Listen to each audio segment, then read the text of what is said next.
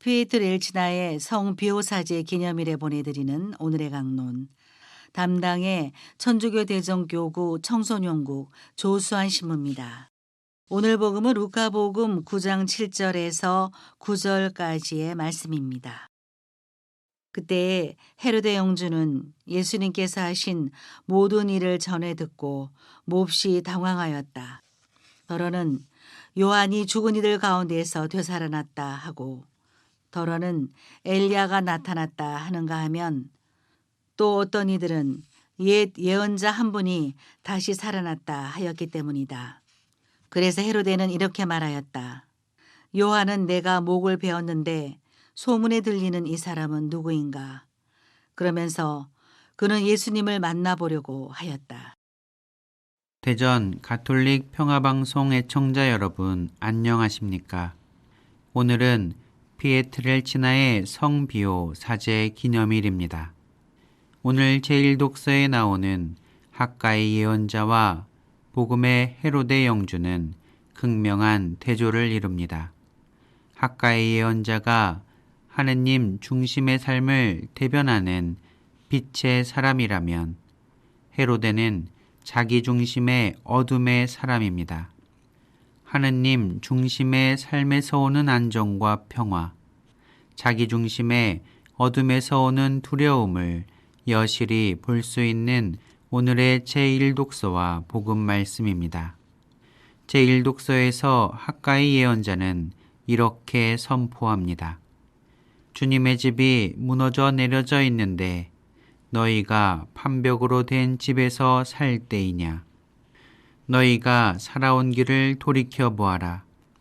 씨앗을 많이 뿌려도 얼마 거두지 못하고, 먹어도 배부르지 않으며, 마셔도 만족하지 못하고, 입어도 따뜻하지 않으며, 분파리꾼이 품삯을 받아도 구멍난 주머니에 넣는 꼴이다.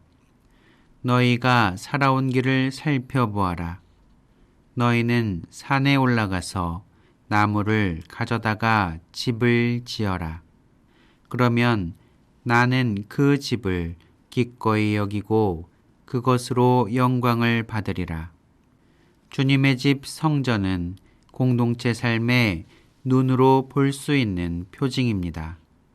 참으로 하느님 중심의 삶을 사는 이들은 주님의 집 성전을 사랑하며 우선순위에 둡니다.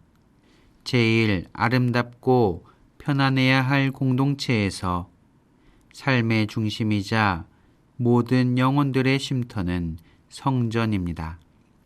공동체 삶의 우선순위를 확실히 하고 주님의 집 성전 건축을 통해 하느님 중심의 삶을 새로이 하라는 예언자의 강력한 말씀입니다. 하느님 중심의 삶이 아니면 아무 의미가 없음을 일깨워 줍니다.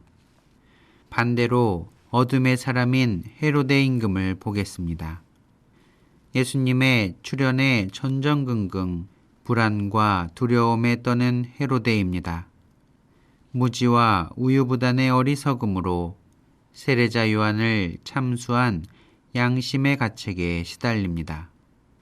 요한은 내가 목을 베었는데 소문에 들리는 이 사람은 누구인가? 바로 헤로데의 불안과 두려움을 나타냅니다. 하느님 중심의 삶을 살지 않는 데서 오는 불안이며 두려움입니다.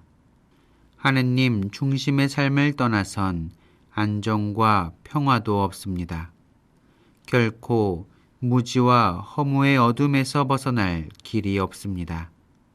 하느님의 집은 우리 영혼의 안식처이며 피난처임을 더욱 명확하게 알려주고 있습니다. 복음의 마지막에 헤로데는 예수님을 만나보려고 하였다고 전하며 마칩니다.